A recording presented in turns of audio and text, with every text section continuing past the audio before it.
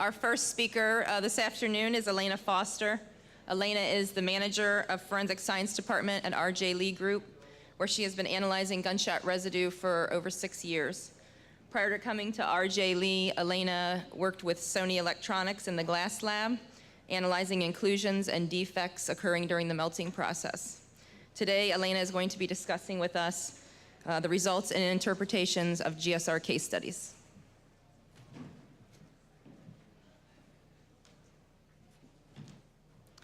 Good afternoon.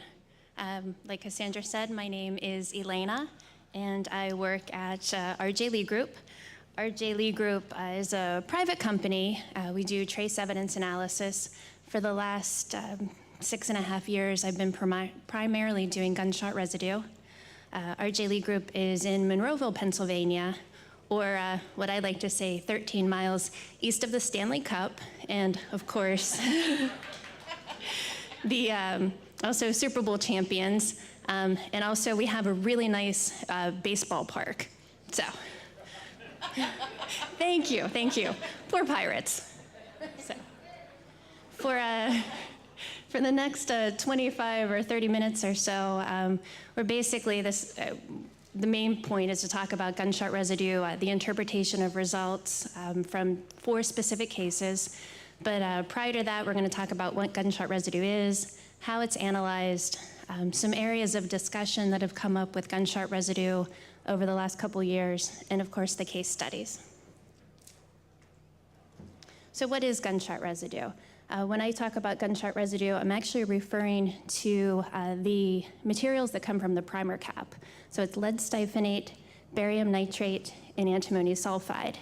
It's these 3 compounds primarily that mix together when a gun is discharged that forms gunshot residue. So when a gun's discharged, these materials are very rapidly heated, they ignite, they then very quickly solidify and land on your hands, clothing, anywhere around the area of the discharged firearm. There's an example of where the primer cap is located with center fire ammunition. How do you analyze for gunshot residue, which I would assume most people in this room know what a scanning electron microscope is, so really not going to go into that too much. When we analyze gunshot residue, when we're looking at the particles, we're putting them into one of 3 categories. Pretty simple. You can have a particle that has all 3 elements of lead, barium, and antimony. You can have particles that have 2 out of the 3 elements, or a 2-component particle, or a particle that only has 1 out of the 3 elements. In 2005, the FBI held a symposium and actually had gunshot residue experts from all over to come to try to get more established guidelines for gunshot residue. Some of the problems, and we'll get into this a little bit later with testifying, were actually discussed, and a report was written. The report is something that I take with me every time I go to testify, and I've actually had to read from this report several times, which you feel like you're back in 3rd grade and the teacher's asking you to read in front of the whole class. Not fun. But out of that, there's actually a scientific working group for GSR now as well. One of the areas of discussion at the symposium, and actually when I testify, is the term unique versus characteristic of. With a 3-component particle, most agree that you can say this particle is from the discharge of a firearm. Because there are brake pads are one and fireworks are another that also can give lead, barium, and antimony, most labs are against using the word unique. So typically with testifying, this is something that comes up fairly often. With the 2-component particles, consistent with GSR and indicative are both used. I think they're pretty similar terms. Another area that comes up with testifying a lot is how many particles or how many 3-component particles do you need to say that this is a positive sample? You know, is 1 enough? When the FBI was doing this previously, they needed 3. I've heard there are other labs that could require up to 9. Although I think most experts agree that if you have 1, that's enough to call it a positive. Some other areas of discussion that really don't seem to come up as much as in testimony, but I also included them, is the number of samplers used. Is it better to use 4 samplers when collecting samples from the hands, to do the backs and the palms separately, or is it enough to do 1 stub per hand? 2 other areas, just briefly, the number of particles that you would look at or analyze on a sample before you would terminate the analysis. Do you stop after 5 unique particles or 5 3-component particles are used, or do you do the entire sample? Also, when you have a kit, how many samples do you analyze? Do you do just the dominant hand, or do you do all the samples in the kit? So for the case studies, the first one was a woman had actually called the police and said that her boyfriend was following behind her in a vehicle and that he was going to kill her. She ended up getting into her house, still talking to the police when shots were heard. It ends up that 2 of the neighbors were actually shot, although they both survived. The police, came out. The suspect at that time was gone, but, they got a description of the person and also the vehicle. Later on that evening, the suspect actually came to the police station saying, because he heard on the street that the police were looking for him. At that point, the suspect's hands and his vehicle were tested for gunshot residue. Which, I don't know about you guys, but if I'm going to the police station and knowing what had happened, I would have washed my hands. So for the results, there are definitely 3 component particles on his the back of his right hand, his right palm, the back of his left hand, and his left palm. So I think I probably maybe would have taken a different vehicle. I don't know, but the vehicle was tested. With the window frame where it was tested, so if I was the driver in a car, this would be the top of the window frame, the bottom, the front, and the back. Obviously, at this point, he probably has a little explaining to do, but there are definitely many 3-component particles all throughout the vehicle. When I went to testify in this case, obviously he has gunshot residue on his hands. When gunshot residue is found on somebody's hands, there are 3 things you can say. That the person either could have discharged a firearm, was in close proximity to somebody who discharged a firearm, or came into contact or touched something that had gunshot residue on it. You can't say that this person fired a gun, or if he fired a gun, or when he fired a gun. With the vehicle, one of the problems with testing items such as a vehicle or clothing or any type of inanimate object is you can't say how long that gunshot residue had been there or link it to a specific type of ammunition or a specific event. So just because there's gunshot residue in this person's vehicle doesn't mean that it was put there the prior evening. It could have been put there prior to that. With the vehicle, we can say one of 2 things happened, because obviously the vehicle itself can't fire a gun, but somebody could have fired a gun close to that vehicle, or something came into contact to those areas in the vehicle, that it's contact from one item with gunshot residue being able to transfer to another. The verdict in this case was guilty. There was other evidence that actually linked this person in this vehicle to the incident. The eyewitnesses, and there were the firearm examiner testing the shell casings found in the vehicle and at the scene, and luckily they also had the firearm as well. I'm thinking the suspect in this case probably wasn't very smart, but the case actually right now is currently being appealed with, and I don't know in different labs how they handle different things, but with these samples, the person who put them on the microscope was one person put the samples on the microscope. This person and myself were the ones that did the analysis. When I went to testify, the defense argued that the person who put the samples or touched them should have been there to testify as well. Of course, the prosecution said that wasn't necessary at the time. which I don't know with the new rulings that are coming out, maybe this will change. It wasn't that the other person couldn't come and testify, they just weren't there at the time. So I guess we'll see what happens. For case study 2, again, this one, a wife was calling the police to say that she found her husband home, shot in the head. He was in bed.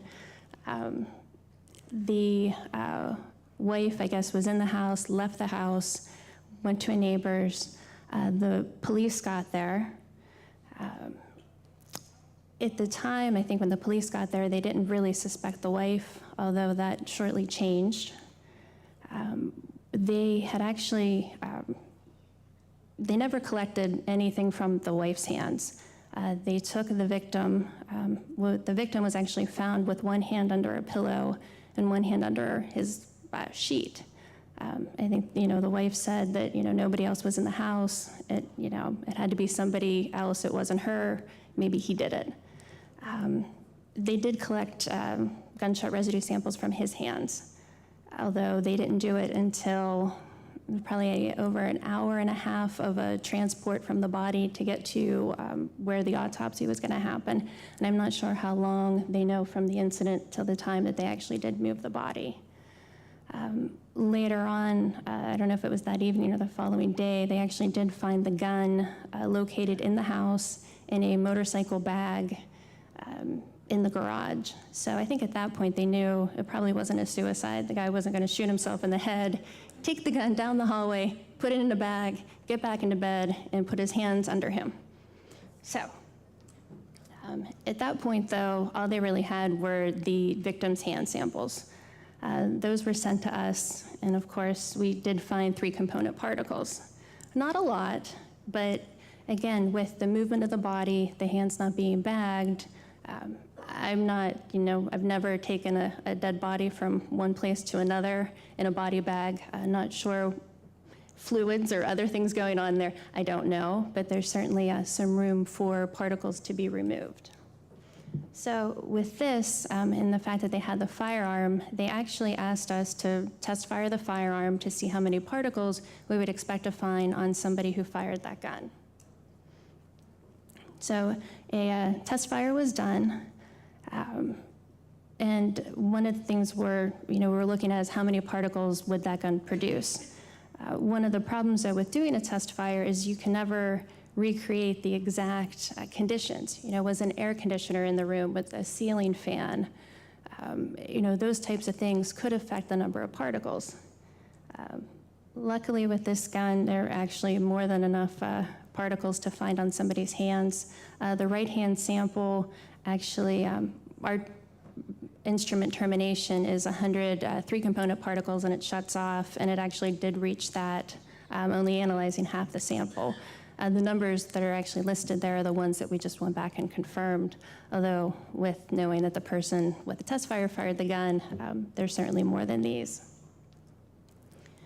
With the interpretation of the results for the testimony, again, we can't account for what had happened to the person's hands prior to the collection. So with the victim's hands, there could have been more particles, they were just removed. Again, they didn't collect any gunshot residue from the wife, so we had no knowledge of what could have been on her hands. Again, guilty. The wife, and I think with all the cases, gunshot residue or any trace evidence is more a piece of the puzzle. There's always other things there, at least there should be other things there that would link that suspect to the crime. In this case, the police also had found a glove, a latex glove, under a pile of wet clothes. They did DNA and gunshot residue on the glove, found gunshot residue and only her DNA on the glove.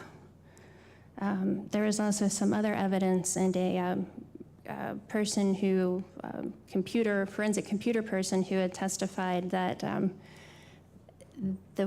somebody on their computer had actually created an email account, and he knew the email account of the person's name.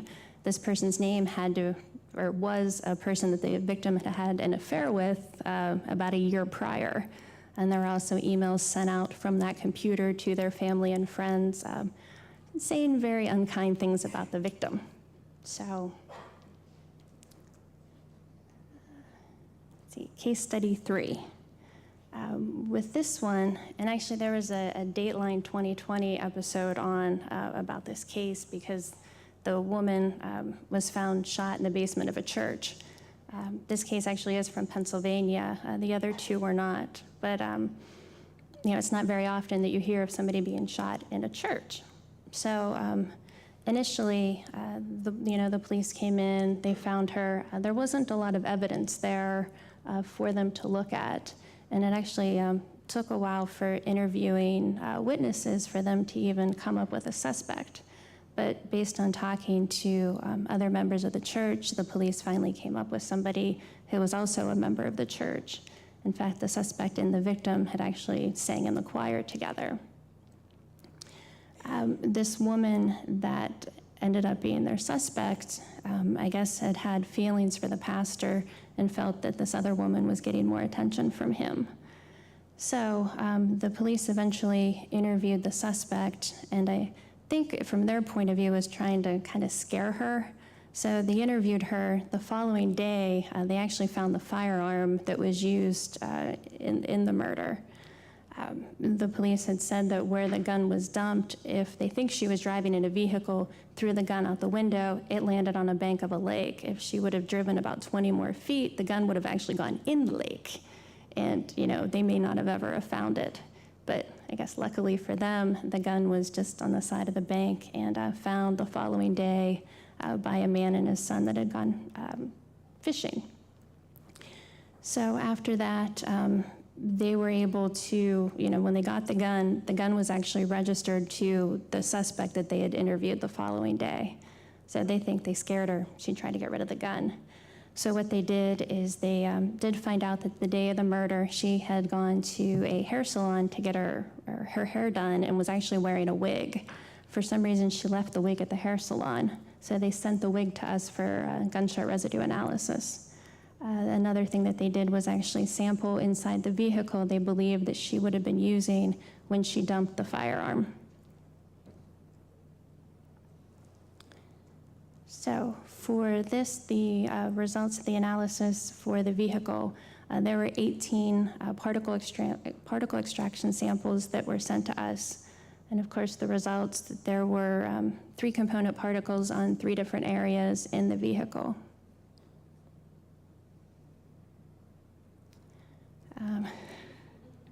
For those of you who remember Saturday Night Live and Dana Carvey, I have some very creative people that I work with at RJ Lee Group. So actually, all of the pictures in this were done by somebody else. I'm not that creative. But anyway, we didn't find any gunshot residue on the wig. With, again, the vehicle, 3 out of the 18 samples were positive. Some problems with this is the vehicle itself. It was her brother's car. She didn't have one. Again, with the vehicle, we found the samples, or we found the particles. We know that they're gunshot residue, but how long they've been there and who put them there, we really can't say. She was found guilty. Again, with the other evidence linking her to the crime, I guess some statements that she had made about the victim, the fact that the gun was registered to her. I guess she had claimed that the gun, that she had actually thrown it in the lake 10 years earlier.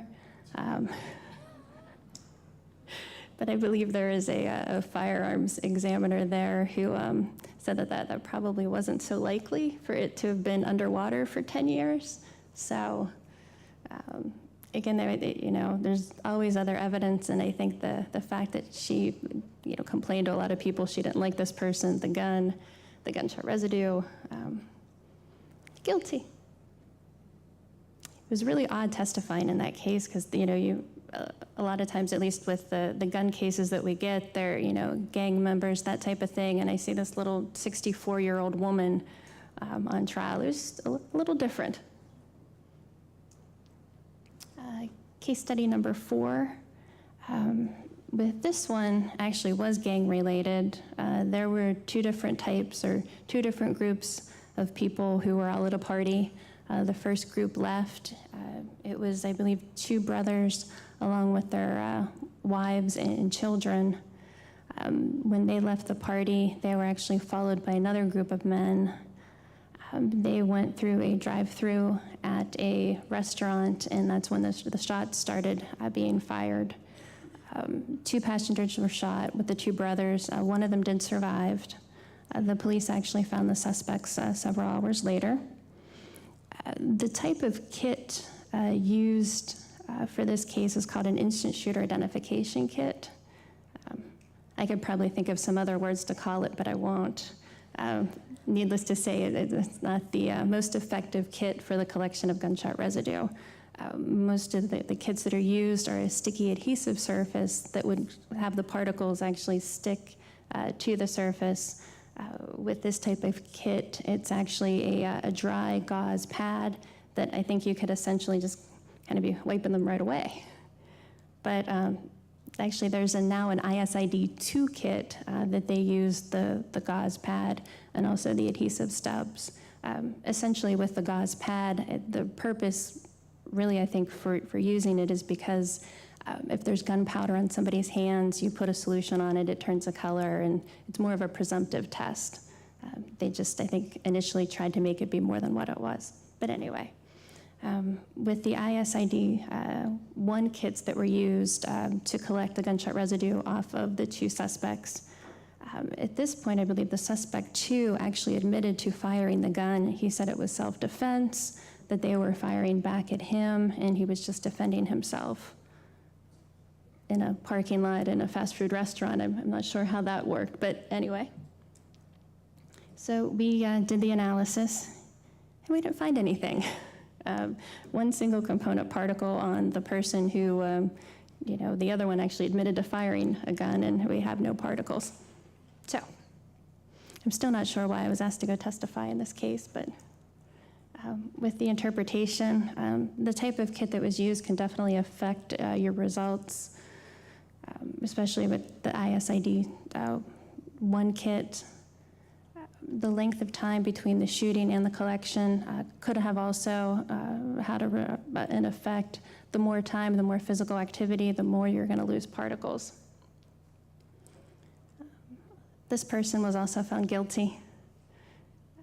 Again, there was other evidence linking the victim and the suspect, and apparently there was a prior incident where the one had actually shot at the other one on a prior occasion. So in summary, with gunshot residue and gunshot residue testimony, if gunshot residue is found, you can say 1 of 3 things happened. The person either discharged a firearm, was in close proximity to somebody else who discharged a firearm, or they touched or came into contact with something that had gunshot residue on it. If gunshot residue isn't found, it wasn't there to begin with, or through physical activity, it had been removed prior to the collection. You could have inefficient testing media used, or another area would be the ammunition that was used didn't have the 3 elements that we're looking for. Any questions? Dave? I thought you had one. No, you're good. Dave and I used to work together till he left to go to North Carolina State. Does anyone have any questions for Elena?